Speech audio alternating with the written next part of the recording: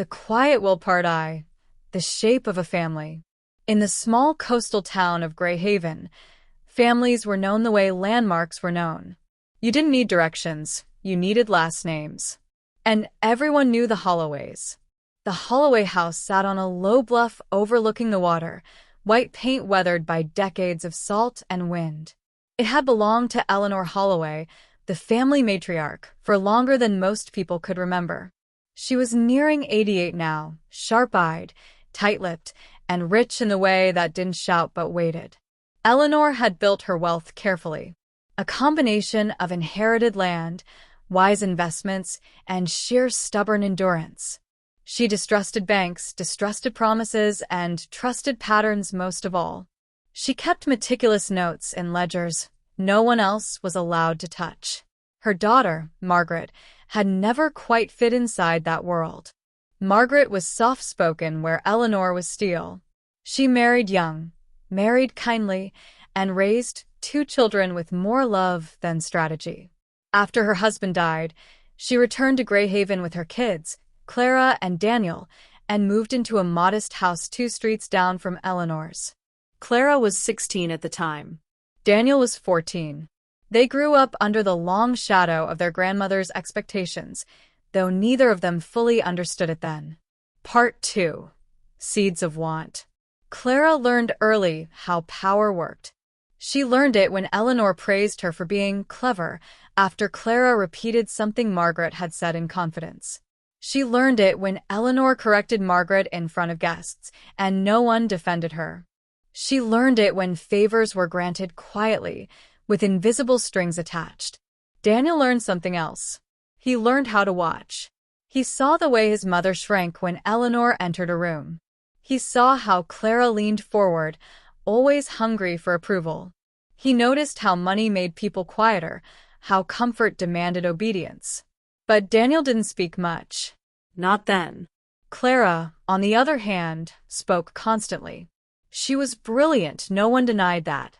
Top of her class, charming when she wanted to be, sharp enough to cut without leaving visible wounds. Eleanor adored her ambition, called her a true Holloway. Margaret heard that phrase once and smiled politely, though it felt like being erased. Part 3. The Will. When Eleanor's health began to falter, the town whispered. Doctor visits increased. The driver appeared more often. A lawyer from the city began making regular trips to the house on the bluff.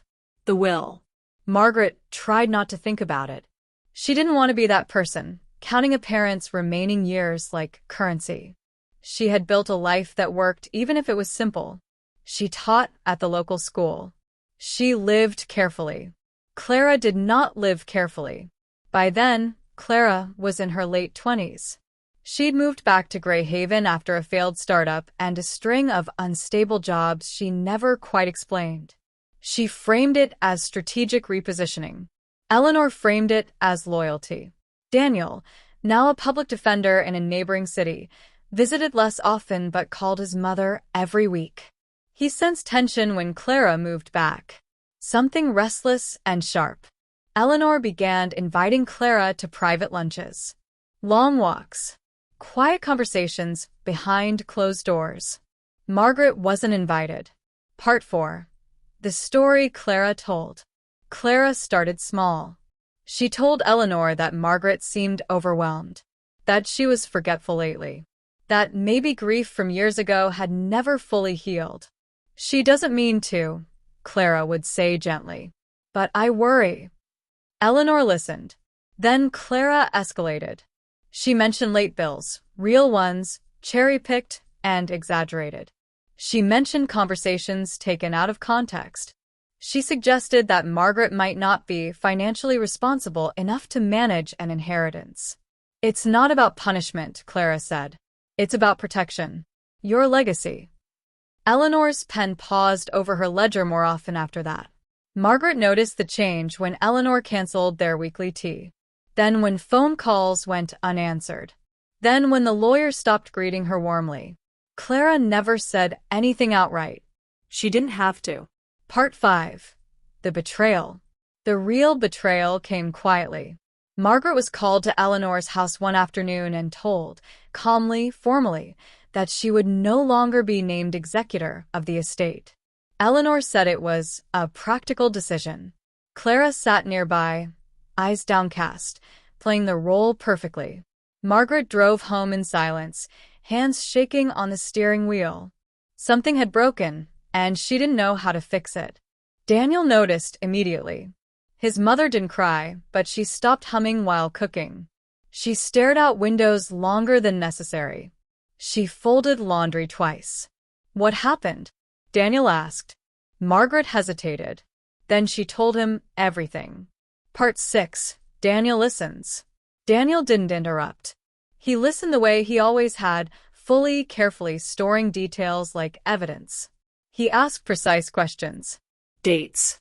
Words used. Who was present? A pattern began to emerge. Not of incompetence. Of manipulation. Daniel requested copies of documents. Margaret hadn't thought to ask for them. Clara had been handling so much lately. That alone told Daniel everything he needed to know. Part 7. The line crossed. Clara's final move was bold. She suggested to Eleanor that Margaret should receive her inheritance in installments, supervised. That direct access might be dangerous. That was when Eleanor finally hesitated. Something in the proposal felt wrong. Too controlled. Too absolute. She asked Daniel to visit. Part 8. The confrontation. The meeting took place in Eleanor's study. Clara was there. Margaret wasn't. Daniel stood across from his grandmother, spine straight, voice calm. "I need to tell you something," he said. "And I need you to listen without interruption." Eleanor raised an eyebrow. "That's a strong request." Daniel nodded. "So, is what's been done." He laid it all out. Every exaggeration. Every misrepresented conversation. Every instance where Clara had positioned herself as the sole interpreter of reality. Clara tried to interrupt. Daniel didn't raise his voice. He raised facts. Emails. Timelines. Financial records Clara hadn't known he could access. Contradictions in her own statements. The room grew very quiet. Eleanor turned to Clara slowly. "Is this true?" she asked. Clara's mask cracked. "Just a little." Part 9.